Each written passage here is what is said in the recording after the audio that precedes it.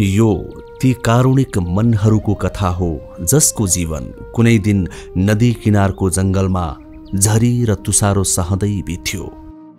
शिक्षा स्वास्थ्यको त कुरै छोडौं, अभावको आँधी थियो घाँस बाँस र कपासमा समेत।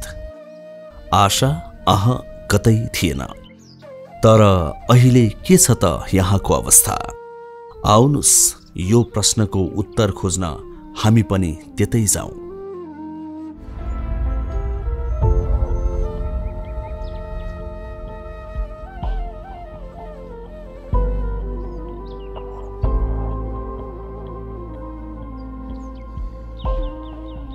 छिमेकले बनाएका छिमेकीहरू। उहाँको नाम हो शान्तिमाया चेपाङ। कुसुम खोलाको किनारमा बिताएका ती कारुणिक दिनहरू सम्झदा शान्तिमाया यसरी अनायासै भक्कानिनुहुन्छ। बच्चाहरू सधैँ हामीसँग अब नुन तेल खान पैसा त हुँदैन हामीसँग, छिमेकीमा तपाईँसँग छ कि भनेर मन पर्छ। अब झुप्रो थियो, अब 5वटा खरमुटाले अब घर पुग्थ्यो, अनि त्यही भित्र सुत्थ्यौँ। एउटा गुन्देली यस्तै गुन्देली थियो, अनि गुन्देलीमा चलाएर सुत्थ्यौँ। चिन्थ्यो, रातभरि बस्थ्यौँ यसरी प्लास्टिक सारेस्टी ओढेर 5-7 ओढेर बस्थ्यौँ। कख्याएर सुताथ्यौँ छोराछोरी चाहिँ। अहिले पनि रुन मन लाग्छ, किनकि पहिला चाहिँ एकदम सङ्कष्ट अवस्था। तर अहिले शान्तिमायाको जीवनले काँचुली फेरेको छ। दुःखको तुसारो हटेर न्यानो घाम लागेको छ। उजाड हाँगाहरूमा नयाँ पालुवा पलाएका छन्। सानै किन नहोस् आफ्नै घर छ, थोरै किन नहुन् आय आर्जनका लागि बाख्राहरू छन्। परिवार आनन्दसँग चलेको छ। घर बनिसी दरबार बनाएको जस्तै छ, सुख छ एकदम। यो के भन्छ, यो छिमेकी लगविधि संस्था भन्ने एउटा समाज सेवालाई म एकदम धेरै धन्यवाद दिन चाहन्छु। उहाँको नाम चाहिँ पूर्णिमाया चेपाङ। विगत उहाँको पनि निकै अत्यास लाग्दो छ। काखमा छोरो हुँदा जम्मा 6 महिनाको मात्रै छोरो थियो। 1.5 वर्षको छोरी थिए। छोरी 2 वर्षको भनौँ, 2 वर्षको छोरी थिए।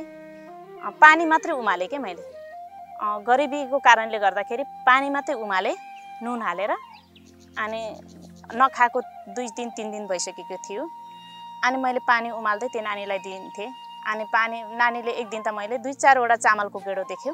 2-4वटा चामलको गेडो त्यो पोको पारेको, त्यो चामलको गेडो मैले पानीमा हालेँ, उमालेँ।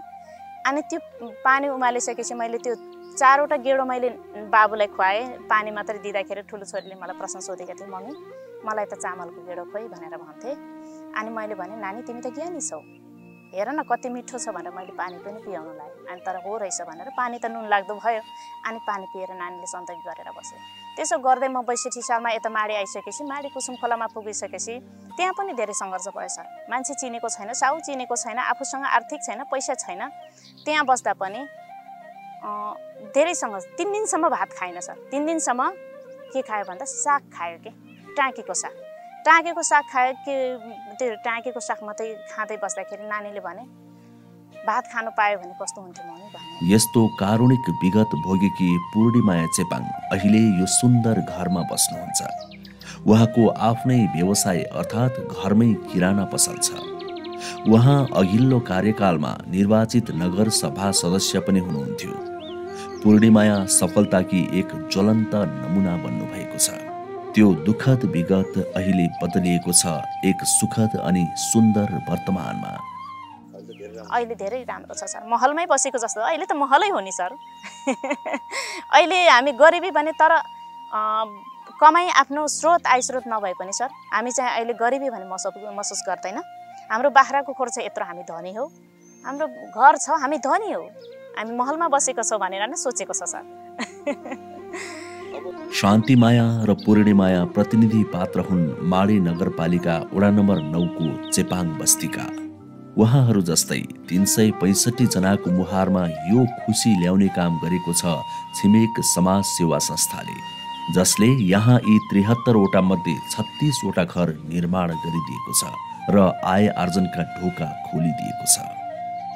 चितवन राष्ट्रिय निकुञ्जभित्र लामो समयदेखि बसोबास गर्दै आएका चेपाङ समुदायका परिवारलाई निकुञ्ज प्रशासनबाट ऐन अनुसार वन क्षेत्रमा बस्न नमिल्ने भनी हटाइएपछि माडी नगरपालिका वडा नम्बर 9 साबिक अयोध्यापुरी गाविसको राईटोल सामुदायिक वनमा स्याउलाको छाप्रो बनाई कष्टकर जीवन बाँच्न बाध्य बनेका थिए यी परिवार।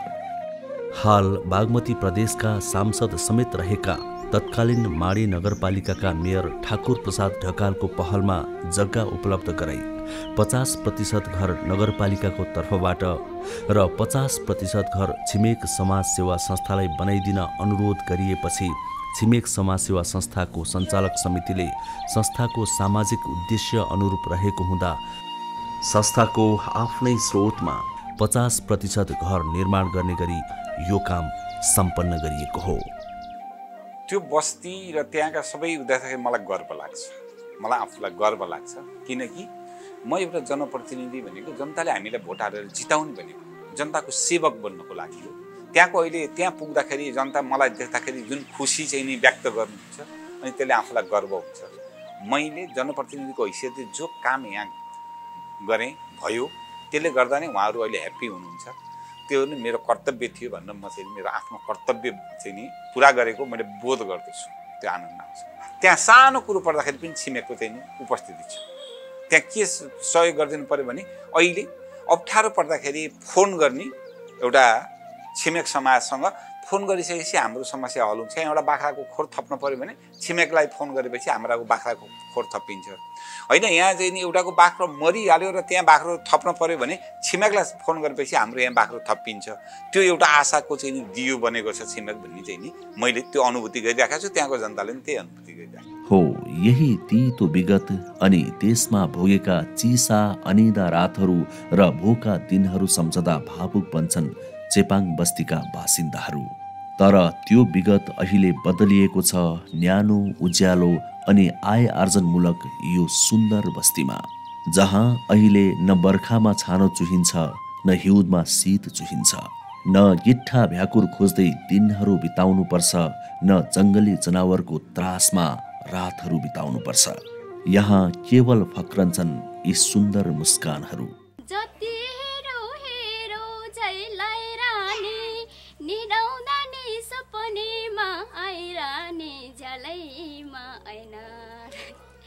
कुनै पनि अगेनो रित्ता र चिसा छैनन्। यहाँ बल्छन् यी आशा र खुसीका अग्निहरू। पहिला चाहिँ हामी उताखेरि कुसुम खोलामा बस्थ्यौँ। कुसुम खोलामा चाहिँ लास्टै के अरे नाजुकको ठाउँ थियो। अनि बर्खा माझमा के अरे पानी आउँदाखेरि बाढी आउने अनि त्यो साथसाथै फेरि हात्तीहरू आउने, हात्ती गएर आउने, तसनस गर्ने अनि त्यस्तो हुन्थ्यो सर। अनि हजुर अहिले त्यस्तो छैन। अनि त्यही के अरे बिमारीहरू हुँदा पनि एकदमै समस्या थियो सर। बिमारी हुँदा चाहिँ यस्तै के अरे काठको नौलमा बिमारहरू ल्याउनु पर्थ्यो। त्यो त के अरे मेडिकलतिर ल्याउनु पर्थ्यो। कोही बेला फेरि ल्याउँदै बाटोमा नि अलिकति उसै हुन्थ्यो कि के अरे लास्टै बिमारी उस हुन्थ्यो, बित्नुको अवस्था हुन्थ्यो भनौँ न। त्यस्तो छैन अहिले यहाँ आइकरी यहाँ चाहिँ राम्रो छ सर। त्यस्तो पीडादायी विगत बेहोरेका यी बस्तीवासीहरू अहिले आफ्ना नानीहरू यसरी किताब कापी च्यापेर स्कुल गएको देख्न पाउँदा मनैदेखि फुरुङ्ग हुन्छन्, जसले बिर्साउँछ विगतका सबै व्यथा अनि जगाउँछ उज्यालो भविष्यको एउटा इन्द्रेणी किरण। बच्चाहरू स्कुल लाने अनि हामी के आखिर के परिहाल्यो भने अनि हेल्पोस जानलाई नजिक चाहिँ यहाँ धेरै राम्रो हो। अब कुसुम खोलामा हुँदाखेरि त टाढा थियो भने जस्तो हामी इमर्जेन्सी पर्दाखेरि हामी केही साधनहरू मगाउनु पाउने थिएन। कुनै मान्छेहरू लाँदा बाटोमा मृत्यु हुने त्यस्तो भइरहेको थियो। यहाँ आएर त अब एक स्टेप त हिँड्नुपर्छ नि, अनि त्यहाँदेखि त हामी जानु पाउने भयो। अनि त्यसको चाहिँ सुविधा एकदम राम्रो हो। हरेक सफलताका पछाडि चुनौतीपूर्ण कथा त हुन्छन् नै। तिनलाई चिर्न आवश्यक पर्छन् सकारात्मक इच्छा शक्ति अनि सामाजिक एकता। छिमेक समाज सेवा संस्थाको बस्ती निर्माण गर्ने दृढ इच्छा शक्तिमा होस्टेमा हैसे गर्ने स्थानीय तह पनि धन्यवादको पात्र बनेको छ। म जान्छु बेला बेलामा, त्यति बाक्लो गरी जान त सकिया छैन। अहिले म अलि अरू काममा यतातिर नि व्यस्त छु, तर बेला बेलामा जान्छु उहाँहरूलाई परेका समस्याहरू, जस्तै खानेपानीको समस्या छ अहिले पनि त्यहाँ। अहिले अब बजेट परेको छ, हामीले के अरे प्रदेश सरकारसँग अनुरोध गरेर त्यहाँ खानेपानीको लागि बजेट परेको छ, हामी तत्काल त्यहाँ खानेपानीको पनि काम गर्दैछौँ। खुसी लाग्छ, छिमेक समाजले हामीलाई सहयोगै गरेको हो जस्तो लाग्छ। दयनीय दर्दनाक अवस्थामा थियो र त्यही अवस्थामा संस्था अनि नगरपालिकाको एउटा छलफलमा एउटा सहकार्य गरेर अघि बढ्ने, संस्थाले पनि यसमा चाहिँ नि त्यो अवस्था देखिसकेपछि यो बस्तीप्रति एउटा करुणा जागेर आयो र पालिकाको आग्रहलाई चाहिँ स्वीकार गर्दै पालिका र संस्थाको साझेदारीमा एउटा सुरक्षित आवास बनाउने भन्ने खालको सहमति भयो र यी घरहरू सुरु भए। हिजोको त्यो चावडा किला ठोकेर खर पराल राखेर बसेको चाहिँ त्यो घरै भनौँ, त्यो घरको मान्छे अहिले यतिको सुरक्षित आवासमा बस्न पाउनु भनेको एउटा समुदायको लागि अवसर र जिम्मेवार हिसाबले चाहिँ एउटा आफ्नो भूमिका निर्वाह गर्ने कुरा र संस्थागत हिसाबले समुदायको पीडमा, समुदायको दुःखमा पनि संस्था एउटा सहायक बनेर सहयोगी बनेर आउन सक्छ भन्ने संस्थाले दिएको उदाहरणीय यो कार्यप्रति म संस्थालाई हार्दिक नमन र धन्यवाद ज्ञापन गर्न सक्छु। यो परिणामको पछाडि विगत पनि त्यत्तिकै सक्रिय थियो जति वर्तमान छ। हैन, छिमेक समाजका साथीहरू आउनुभयो, पटक पटक आउने, यहीँ बसेर काम गर्ने, हैन, कोअर्डिनेसन गर्ने कुराले हामीलाई पनि सहज बनायो। मलाई अब उहाँहरूप्रति त अब यो धन्यवाद दिएरै नसकिने त्यो खालको चाहिँ काम योगदान भएको हो। त्यसमा नगरपालिका प्रदेशले पनि जुन एउटा लगानी गर्यो, लगाव गरेर केही न केही गर्नुपर्छ भन्ने कुरा आयो, त्यो कुरा राम्रो थियो। अहिले पनि त्यहाँ म कतिपय उसमा त्यहाँ जान्छु, जाँदा कम्तीमा त्यो बेलामा यतिको त्यो जङ्गलमा बसेका मान्छेहरूलाई ल्याएर, हैन, त्यो खालको चाहिँ पीडित मान्छेहरूलाई ल्याएर जङ्गलमै गएर कन्दमूल उ गर्ने, दिनभरि जङ्गलमा बिताउने मान्छेहरूलाई ल्याएर अहिले त्यहाँका विद्यार्थी स्कुल आउँदा त्यहाँका चाहिँ सरसफाइ यो सबै कुराको व्यवस्थापन गर्दा अहिले पनि त्यहाँ गयो भने आनन्द लाग्छ। किन भन्दा त्यो आफ्नो कार्यकालमा भएको एउटा कुरो राम्रो बस्ती भयो र त्यो बस्ती अझै विकसित भएर कम्तीमा पनि त्यहाँ चेपाङ होमस्टे निर्माण भएर बाहिरबाट आउने आगन्तुक पाहुनाहरूलाई राख्न सक्ने त्यो खालको मोडलमा भइदियो भने अझ राम्रो हुन्थ्यो। घरहरू बने, अब झरीमा रुच्नु परेन, घाममा पोलिनु परेन, महिनै पछि छानो छाउने चिन्ता गर्नु परेन, तर बाँच्नको लागि आय आर्जन पनि त चाहियो। हो, यही ध्रुव सत्यलाई मनन गर्दै छिमेक समाज सेवा संस्थाले बस्तीका घरहरूमा छिमेक लघुवित्त वित्तीय संस्था मार्फत बाख्रा पालन गर्न खोर निर्माणमा पनि सहयोग गरेको छ, जसले गर्दा हालको जीवन आशाले भरिपूर्ण छ र भविष्य सुन्दर बन्ने निश्चित छ। हामीले उहाँहरूलाई चाहिँ घरमै गएर हैन भेटघाट गरिसकेपछि उहाँहरू त्यो ठाउँमा चाहिँ के सम्भव हुन्छ भन्ने कुराहरू राख्दाखेरि उहाँहरूले चाहिँ बाख्राको लागि चाहिँ किन भन्दा जङ्गलमा स्याउला अनि विभिन्न किसिमको घाँसपात पनि अलिकति सुलभ भएको हुनाले त्यो ठाउँमा चाहिँ अलिकति बाख्राको चाहिँ अलिकति सम्भावना चाहिँ देखिएको थियो। त्यहाँ चाहिँ हामीले समूह मार्फत हामीले महिला दिदीबहिनीहरूले चाहिँ हामीले चाहिँ यो बाख्रा पाल्नुको लागि चाहिँ हामीले कर्जा वितरण गऱ्यौँ। कर्जा वितरण गर्नुभन्दा अगाडि उहाँहरूलाई एउटा चाहिँ बाख्रा सम्बन्धी कसरी पाल्ने, होइन, बाख्रा सम्बन्धी रोगहरू हुनसक्छ अथवा कसरी कस्तो बाख्रा पाल्दा अलिक बढी आम्दानी हुन्छ भनेर उहाँहरूलाई चाहिँ हामीले त्यो सम्बन्धी पनि एउटा प्राविधिक राखेर हामीले त्यहाँहरूलाई चाहिँ तालिम दियौँ। उहाँहरूले त्यहाँ बाख्रा जो पाल्ने इच्छुक हुनुहुन्थ्यो, अलिकति जङ्गलको पनि एरिया, त्यहाँ चाहिँ अब अलिकति जनावरको पनि अलिकति आक्रमण हुने भएको हुनाले राम्रै खोर चाहिँ बनाउनु पर्छ भनेर हामीले खोर पनि हामीले यो वित्तीय संस्थाबाट चाहिँ हामीले हाम्रै उसमा चाहिँ त्यहाँ बनाइदियौँ। बनाइसकेपछि उहाँहरूले अब तालिम पनि पाउनुभयो। तालिम पाएपछि अब त्यो व्यवसाय गर्न त पुँजी चाहियो। त्यो पुँजी चाहिँ हाम्रो लघुवित्त, त्यहाँ चाहिँ हाम्रो माडीमा शाखा छ, त्यहाँ मार्फत उहाँहरूलाई चाहिँ हामीले चाहिँ उपलब्ध गराएर अहिले करिब 19 परिवार अहिले आबद्ध भइसक्नु भएको छ र उहाँहरूले चाहिँ धेरै असले चाहिँ बाख्रा पालेर चाहिँ उहाँहरूले आम्दानी बढाइरहनु भएको छ। स्वास्थ्य भयो भने होइन त्यसले परिवारलाई पनि त हरेक कुराले स्वास्थ्य नै धन पनि हो, होइन। स्वास्थ्य बिग्रियो भने त विभिन्न किसिमको अब त्यसमा पैसा खर्च हुने, होइन, विभिन्न किसिमको पारिवारिक टेन्सन हुन्छ। त्यस कारण चाहिँ यो कुरालाई हामीले मध्यनजर गरेर चाहिँ टोयलेट बनायौँ, जसले गर्दा उहाँहरूले चाहिँ अहिले त्यसलाई प्रयोग गर्नुभएको छ र एउटा चाहिँ गाउँ पनि एउटा सफा चाहिँ देखिया छ। यसको अलावा हामीले चाहिँ त्यहाँ बिरुवाहरू पनि हामीले फलफुल बिरुवाहरू पनि हामीले चाहिँ त्यो समुदायमा त्यो नमुना गाउँमा चाहिँ उहाँहरूलाई चाहिँ निःशुल्क रूपमा चाहिँ हाम्रो वितरण गरिसकेका छौँ। सायद त्यो अब बिरुवाहरू पछि ठुलो हुँदै गएपछि त्यसले पनि केही प्रतिफल चाहिँ त्यहाँ दिन्छ भन्ने हामीले सोचेका छौँ। यही दूरदृष्टि र सेवाभाव अहिले बदलिएको छ यी खुसीहरूमा। यो कुखुरा पाल्न थालेको कति भयो तपाईहरुले? कुखुरा पाल्न थालेको अहिले सिधा 4 चोटि 4 पटक भयो। यसमा आएको पैसा केमा खर्च गर्नुहुन्छ? खर्च त त्यही अब त्यही त हो नि, घरको समस्या। अब नुन तेल भन्यो, अब खाना रासन भन्यो, अब खुर्सानीहरू भन्यो, साबुन भन्यो, त्यही त हो नि घर खर्च। यो घर चाहिँ कसले बनाइदियो? घर चाहिँ संस्थाबाटै हो सर, संस्थाबाटै दिनुभएको घर। अनि एउटा खोर पनि छ, खोर पनि अनि टोइलेट उबाटै छिमेकीले त्यो सर उबाटै दिनुभएको हो। एकदमै सर, एकदम राम्रो भए ऊ के अरे आम्दानी भइराखेको छ। सानोतिनो भए तापनि आफूलाई घर खर्ची तरिरहेको छ।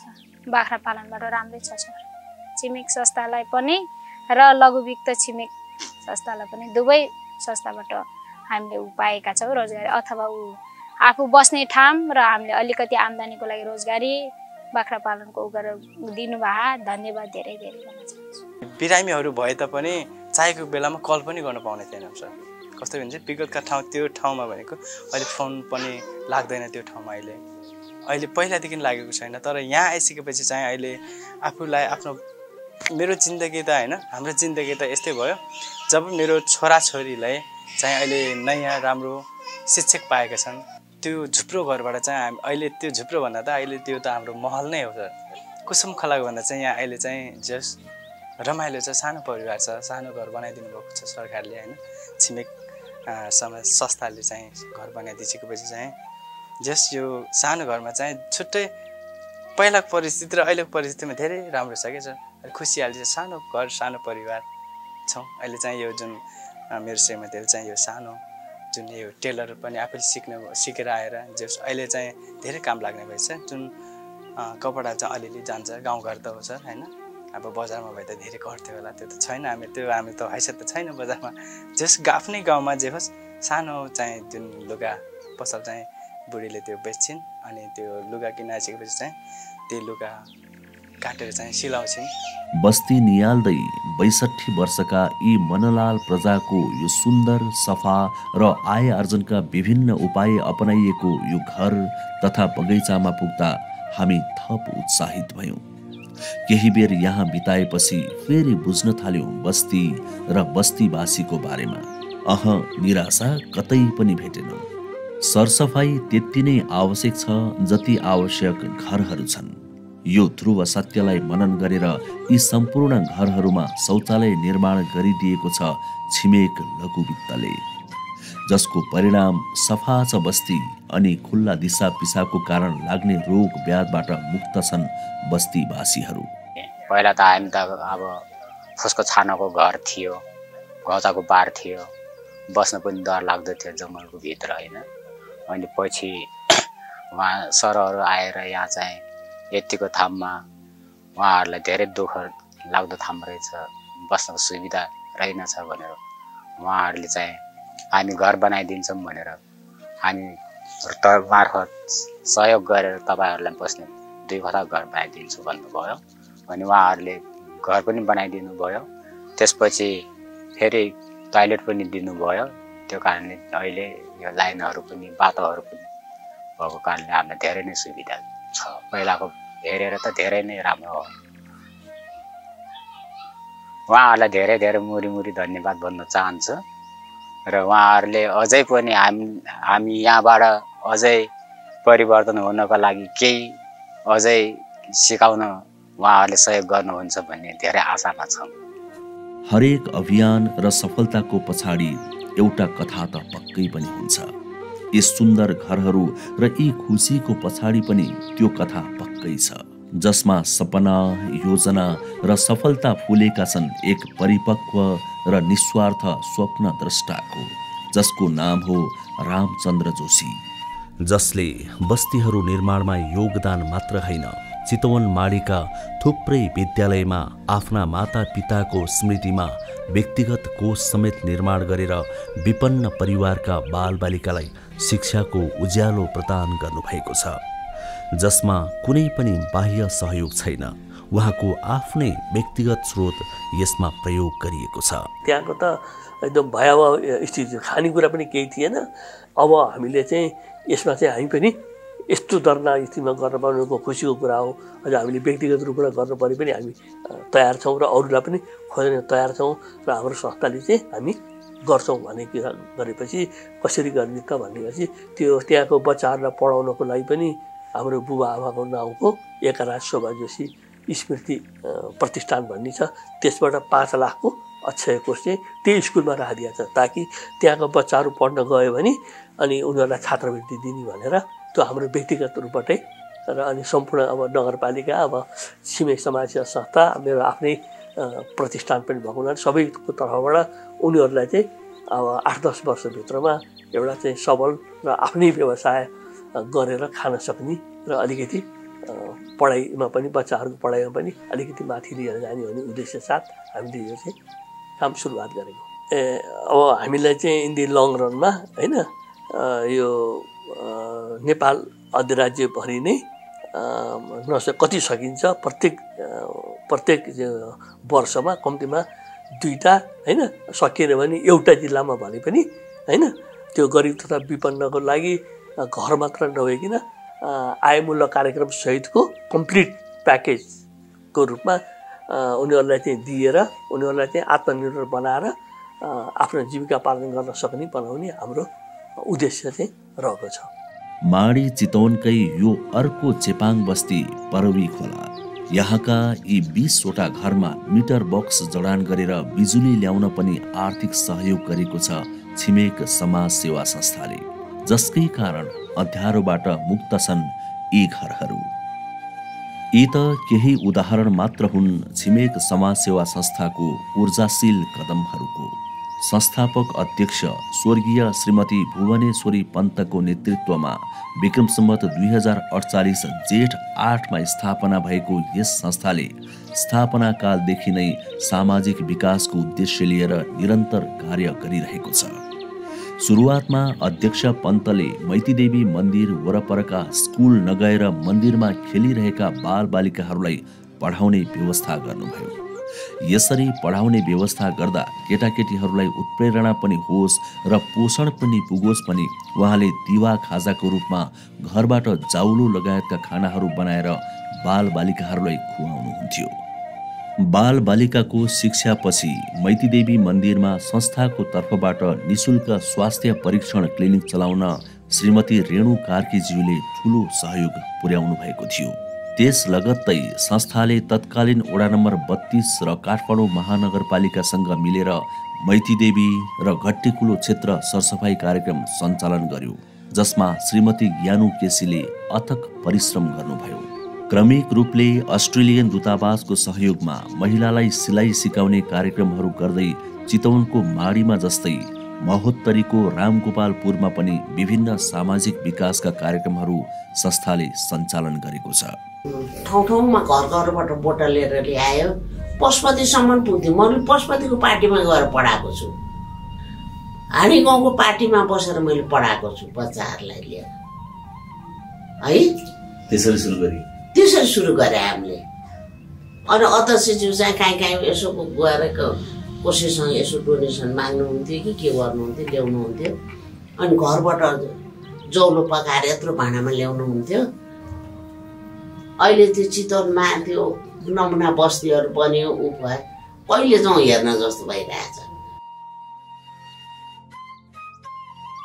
आशा, भरोसा र परिवर्तनको यो यात्रा निरन्तर छ र आगामी दिनमा पनि रहनेछ। यसको वृद्धि र विस्तारका लागि खाँचो छ यहाँहरूको यस्तै न्यानो माया र गहिरो साथको। हो, परिवर्तन सम्भव छ। छिमेक त्यसको ज्वलन्त नमुना बन्न तयार मात्र होइन, आतुर छ, जसले स्थापित गर्नेछ यस्ता अरू धेरै बस्ती र खुसीहरू।